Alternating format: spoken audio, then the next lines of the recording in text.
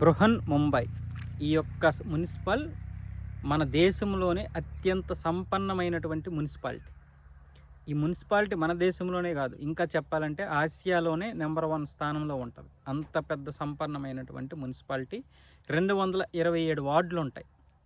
ఈ 227 వార్డులకు గాను ఇప్పుడు బీజేపీ, శివసేన, సిండే శివసేన కలిపి దాదాపు 227 స్థానాలకు కూడా పోటీ చేశాయి. 90 స్థానాల్లో సిండే శివసేన, 137 స్థానాల్లోనేమొచ్చేసి బీజేపీ పోటీ చేశాయి. అయితే ఈ వీళ్ళలో భాగస్వామిగా ఉన్నటువంటి అజిత్ పవార్ యొక్క ఏదైతే ఎన్సీపీ ఉందో వాళ్ళు సపరేట్గా పోటీ చేసుకున్నారు ఈ మున్సిపాలిటీకి వచ్చేసరికి. అలాగే అటువైపు 20 సంవత్సరాలుగా బద్ధ శత్రువులుగా ఉన్నటువంటి బాల్ ఠాక్రే, రాజ్ ఠాక్రే ఇద్దరూ కూడా, అదే బాల్ ఠాక్రే కాదు, రాజ్ ఠాక్రే, ఉద్ధవ్ ఠాక్రే వీళ్ళిద్దరూ కూడా కలిశారు. వాళ్ళదేమొచ్చేసి మహారాష్ట్ర మహానిర్మాణ సేన కదా రాజ్ ఠాక్రేది, ఇటువైపు ఏమొచ్చేసి యూటీబీ శివసేన.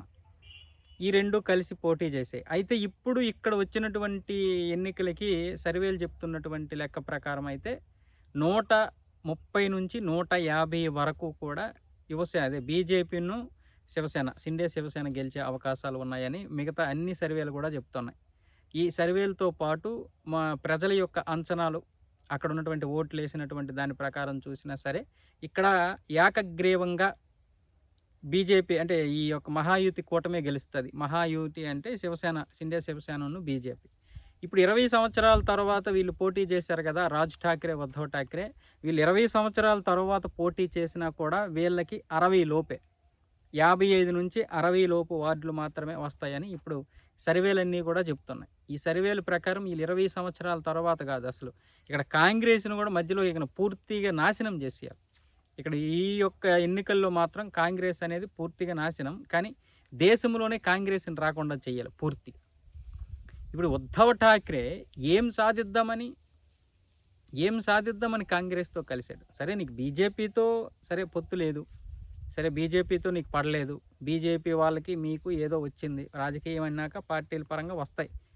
మనం ఈరోజు ఇక్కడ నుంచి మాట్లాడడం అంత ఈజీ కాదు రాజకీయాలు నడపడం అంటే. సరే వచ్చాయి, కానీ మరి నీ సిద్ధాంతం ఏది? నీ సిద్ధాంతానికి నువ్వు నిలబడలేనప్పుడు నీకు ఓట్లు ఎలా వస్తాయి? మీ నాన్నగారు ఏ సిద్ధాంతంతో ఆ పార్టీని పెట్టారో ఆ పార్టీ ఆ సిద్ధాంతంతో నడవకపోతే ఏం చేస్తారు? ఎన్టీ రామారావు గారి చేతి నుంచి తీసుకున్నటువంటి చంద్రబాబు నాయుడు తెలుగుదేశం పార్టీని అయినా ప్రజలు నమ్మారు. ఎందుకు? చంద్రబాబు నాయుడు పార్టీ నడిపించే సత్తా ఉన్నటువంటి వాడు. లక్ష్మీ పార్వతి చేతిలో ఉంటే పార్టీ ఈరోజు నాశనం అయిపోయినాం. అదే చంద్రబాబు నాయుడు కాంగ్రెస్తో 2019లో పొత్తు పెట్టుకొని రాజకీయ వ్యభిచారం చేశాడు. ఏమైంది? ప్రజలు ఉమ్మూసారు, అని ఉమ్మూసేశారు. కాబట్టి కొన్ని పార్టీలు సిద్ధాంతాల ప్రకారం ఏ సిద్ధాంతంతో నిలబడిందో ఆ సిద్ధాంతానికి కట్టుబడి ఉండాలి. ఏ రాజకీయ పార్టీతో పొత్తు పెట్టుకున్నప్పుడు చిన్న చిన్న ఘర్షణలు వస్తాయి. ఈరోజు సిండే శివసేనకి బీజేపీకి కూడా చిన్న చిన్న మనస్పర్ధలు ఉన్నాయి. సిండే శివసేన ఎవరైతే ఏక్నాథ్ షిండే ఉన్నాడో ఆయనే ముఖ్యమంత్రి అవ్వాలనుకున్నాడు, కానీ ఇక్కడ దేవేంద్ర ఫడ్నవీస్ని బీజేపీ చేసింది. మరి ఆ వర్గానికి కొంచెం ఇది ఉంటుంది, అవన్నీ కామన్. కానీ పార్టీ సిద్ధాంతం ప్రకారం మాత్రం నడుచుకోవాలి. అది లేనప్పుడు ఏ పార్టీ అయినా సరే భూస్థాపితం అవుద్ది.